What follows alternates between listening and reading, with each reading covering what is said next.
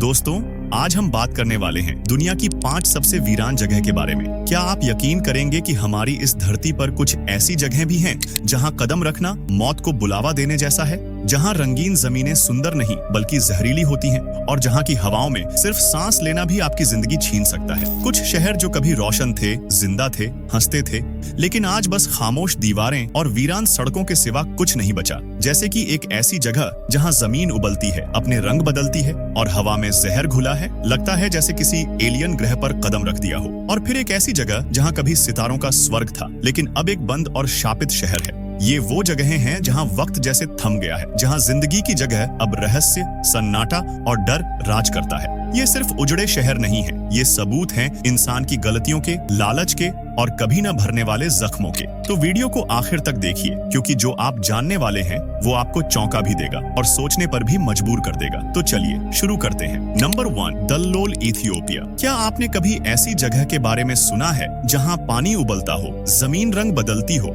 हवा में सल्फर की दुर्गंध हो और तापमान इतना ज्यादा हो कि वहां जिंदगी के होने की कल्पना भी नहीं कर सकते? तो ऐसी ही एक जगह है, और यह जगह कोई एलियन ग्रह पर नहीं बल्कि हमारी ही पृथ्वी पर मौजूद है। दल्लोल इथियोपिया के अफार डिप्रेशन में स्थित एक ऐसा रहस्यमय इलाका है जिसे दुनिया की सबसे गर्म, सबसे जहरीली और सबसे अजीब जगहों में गिना जाता है। इसे धरती का गेटवे टू हेल यानी नरक का द्वार भी कहा जाता है। दल्लोल का नाम सुनते ही एक ऐसा दृश्य आंखों के सामने आता है जो आपको किसी हॉलीवुड साइंस फिक्शन फिल्म की याद दिला सकता है, क्योंकि यहाँ पर दूर दूर तक फैली लाल, पीली और हरी रंग की जमीन, बीच बीच में उबलते झरने और गंधक की भाप छोड़ते गीजर है। यहाँ की जमीन पर चलना भी खतरे से खाली नहीं, क्योंकि यहाँ की मिट्टी पतली और नाजुक है, जिसके नीचे उबलता हुआ एसिड छिपा होता है। लेकिन सबसे चौंकाने वाली बात यह है कि दल्लोल में इंसान नहीं बल्कि प्रकृति के ही तत्व जीवन के लिए खतरा बन जाते हैं। यहाँ का औसत तापमान लगभग 34.6 डिग्री सेल्सियस रहता है, जो कि किसी भी मानव आबाद जगह का सबसे ऊंचा दर्ज तापमान है। लेकिन सिर्फ गर्मी ही नहीं, यहाँ की हवा में फैला सल्फर और एसिडिक गैसें किसी को भी चंद मिनटों में बीमार कर सकती हैं। जब वैज्ञानिक पहली बार इस जगह पर पहुंचे तो उन्होंने सोचा कि शायद यहाँ जीवन की कोई संभावना नहीं होगी, लेकिन फिर उन्होंने जो देखा उसने सबको हैरान कर दिया। माइक्रोस्कोप के नीचे कुछ अजीब तरह के सूक्ष्म जीव दिखाई दिए। सवाल उठने लगे कि क्या ये जीवन के सबसे पुराने रूप हैं, या फिर ये उस दुनिया से जुड़े संकेत हैं जो हमारी सोच से भी परे है। नासा जैसे संस्थान दल्लोल पर लगातार रिसर्च कर रहे हैं, क्योंकि यह इलाका मंगल ग्रह से बहुत कुछ मिलता जुलता है। माना जाता है कि अगर हम यहाँ जीवन के संकेत ढूंढ पाएं, तो शायद हम मंगल जैसे ग्रहों पर भी जीवन की खोज में सफल हो सकें। लेकिन यहाँ काम करना आसान नहीं, हर कदम पर खतरा है। वैज्ञानिक भी यहाँ पर स्पेशल सूट पहनकर जाते हैं ताकि सल्फर की जहरीली गैसें उनके शरीर को नुकसान न पहुंचा सके। इतिहास में दल्लोल में एक समय नमक की खानें हुआ करती थीं। इथियोपियाई मजदूर इस जहरीले और खतरनाक इलाके में नमक निकालने आते थे, लेकिन धीरे धीरे हादसों और रहस्यमयी बीमारियों के चलते ये खानें बंद कर दी गईं। और आज ये इलाका पूरी तरह वीरान है। न कोई शहर, न कोई बस्ती, सिर्फ एक तिल तिल जलता हुआ, रंगों से भरा हुआ नरक जैसा दृश्य है। Number 2, Wittenoom, Australia. पश्चिमी ऑस्ट्रेलिया की एक वीरान घाटी के बीच एक रास्ता ऐसे मोड़ पर मुड़ता है जहां न कोई साइन बोर्ड है, न कोई चेतावनी। लेकिन जैसे ही आप उस रास्ते पर कुछ मील आगे बढ़ते हैं, माहौल अचानक बदलने लगता है। यह है विटनूम, ऑस्ट्रेलिया का वो शहर जिसे आज दुनिया जहर से भरी वीरानी के नाम से जानती है। साल 1930 के आसपास इस इलाके में एक दुर्लभ खनिज पाया गया, ब्लू एस्बेस्टोस। उस दौर में एस्बेस्टोस को एक चमत्कारी पदार्थ माना जाता था। इसे दीवारों, छतों, मशीनों और सैन्य उपकरणों में इस्तेमाल किया जाता था, क्योंकि ये न तो जल्दी टूटता था और न ही जलता था। सरकार और कंपनियों ने इसमें पैसा झोंकना शुरू किया और विटनूम एक छोटे से खदान क्षेत्र से एक तेजी से बढ़ता हुआ टाउन बन गया। मजदूर, इंजीनियर, उनके परिवार सभी यहाँ एक नई जिंदगी की उम्मीद लेकर बसने लगे। धीरे धीरे शहर विकसित होने लगा। स्कूल, अस्पताल, होटल, दुकानें और सड़कें बनी। उस वक्त शायद किसी ने नहीं सोचा था कि जिस खनिज को वे दिन रात सांस के साथ अंदर ले रहे हैं, वही एक दिन उन्हें भीतर से मार देगा। एस्बेस्टोस की सबसे बड़ी खतरनाक बात ये थी कि इसका जहर नजर नहीं आता था। इसकी महीन रेशे हवा में तैरते रहते थे और हर सांस के साथ लोगों के फेफड़ों में उतर जाते थे। ये रेशे धीरे धीरे फेफड़ों को नष्ट कर देते और सालों बाद घातक बीमारियां पैदा करते, जैसे कि एस्बेस्टोसिस, मेसोथेलियोमा और लंग कैंसर। और सबसे डरावनी बात ये थी कि लक्षण दिखने में 20 से 30 साल लगते थे। यानी जिन बच्चों ने यहाँ सिर्फ स्कूल में खेला था, उन्हें भी बड़ा होकर सिर्फ दर्द और बीमारी मिली। 1966 में खदानें बंद कर दी गईं, पर तब तक बहुत देर हो चुकी थी, क्योंकि अनुमान है कि इस शहर में रहने और काम करने वाले करीब 2000 से अधिक लोगों की मौत एस्बेस्टॉस से जुड़ी बीमारियों के कारण हो चुकी है। ऑस्ट्रेलियाई इतिहास में यह अब तक की सबसे बड़ी औद्योगिक स्वास्थ्य त्रासदी मानी जाती है। सरकार ने कोशिश की कि शहर को खाली कराया जाए, लेकिन ये इतना आसान नहीं था। कई परिवारों की पूरी जिंदगी यहाँ थी, लेकिन जैसे जैसे बीमारियां बढ़ीं, अस्पतालों के रिकॉर्ड डरावने होते गए। एक एक करके लोग जाने लगे। स्कूल बंद हो गया, बिजली काट दी गई, पानी की सप्लाई बंद कर दी गई, और फिर विटनूम का नाम ऑस्ट्रेलिया के आधिकारिक नक्शे से मिटा दिया गया। आज विटनूम को एक फॉरबिडन टाउन घोषित किया गया है। यह दुनिया की कुछ उन गिनी चुनी जगहों में से है जहां सरकार कानूनन आपको जाने से मना करती है, लेकिन फिर भी हर साल कुछ एडवेंचर प्रेमी या वीडियो मेकर यहां पहुंचने की कोशिश करते हैं। यहाँ की हवा अब भी वैसी ही है, अदृश्य रेशों से भरी हुई। कहते हैं यहाँ सिर्फ एक दिन रुकना भी आपके फेफड़ों के लिए घातक हो सकता है। एक वैज्ञानिक ने इसे स्लो डेथ जोन कहा था, यानी ऐसा क्षेत्र जहाँ मौत धीरे धीरे आपकी सांसों में उतरती है। विटनूम आज एक सबक है। लालच और लापरवाही जब एक साथ चलते हैं तो वो सिर्फ शहर नहीं, जिंदगियां निगल जाते हैं। Number 3, body, California. ये कहानी है बॉडी की, जो अमेरिका का असली भूतिया शहर माना जाता है। सब कुछ शुरू हुआ था साल 1859, जब एक खनिक वाटरमैन एस बॉडी ने इस इलाके में सोना खोजा। उस समय किसी को अंदाजा नहीं था कि यही खोज बॉडी को इतिहास में दर्ज कर देगी। धीरे धीरे यह जगह गोल्ड रश के दौर में एक महत्वपूर्ण शहर बन गई। 1876 में यहाँ एक बड़ा सोने का भंडार मिला, और फिर तो जैसे इस शहर की किस्मत ही बदल गई। लोग दूर दूर से यहाँ आने लगे। 1880 तक बॉडी की आबादी 10,000 से भी ज्यादा हो गई थी।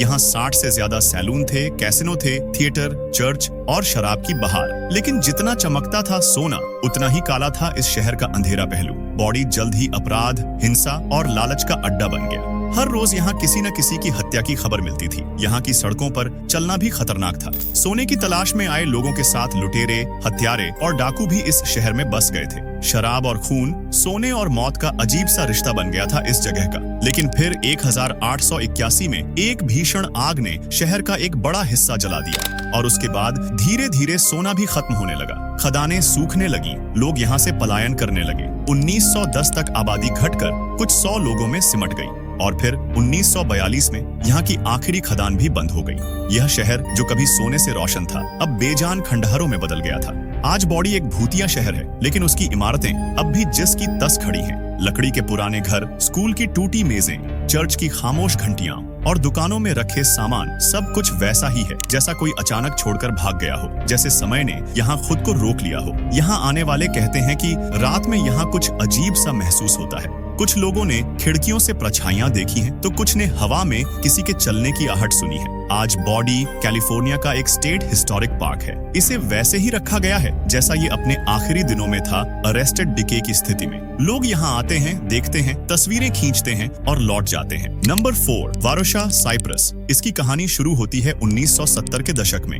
वारोशा, फामागुस्ता शहर का सबसे पॉश और ग्लैमरस इलाका था। यूरोप और मिडिल ईस्ट से अमीर सैलानी यहाँ छुट्टियां मनाने आते थे। लंबे चौड़े समुद्र तट, luxury hotel, branded shopping streets, club और नाइट लाइफ, यह सब कुछ किसी सपने जैसा लगता था। Hollywood star Elizabeth Taylor, Brigitte Bardot और पॉल न्यूमैन जैसे नाम यहाँ अक्सर छुट्टियां बिताने आते थे। लेकिन फिर कुछ ऐसा हुआ जिसने इस सपने को एक डरावने खौफ में बदल दिया। साल था 1974। साइप्रस में ग्रीस समर्थित सरकार ने तख्ता पलट कर दिया। यह तुर्की के लिए एक सीधा खतरा था। 20 जुलाई 1974 को तुर्की ने उत्तरी साइप्रस पर सैनिक हमला कर दिया। गोलियों की आवाज, धमाकों की गूंज और दहशत के बीच वारोशा के हजारों लोग अपना सब कुछ छोड़कर भाग गए। उनका मानना था कि कुछ दिनों में सब ठीक हो जाएगा और वो लौट आएंगे, लेकिन वो दिन कभी नहीं आया। तुर्की सेना ने पूरे वारोशा क्षेत्र को सील कर दिया। वहां किसी को घुसने की इजाजत नहीं दी गई, न वहां रहने वालों को, न ही बाहरी लोगों को। पूरा इलाका एक प्रतिबंधित मिलिट्री जोन घोषित कर दिया गया, और तब से पूरा शहर यूं ही पड़ा है। आज भी वहां की सड़कों पर खड़ी कारें धूल में सनी हुई हैं, दुकानों की खिड़कियों पर 1974 के फैशन के कपड़े टंगे हुए हैं, और होटल के कमरों में फर्नीचर वैसे ही रखा है जैसे कल ही कोई निकला हो। पर आज यहाँ पर कोई नहीं है।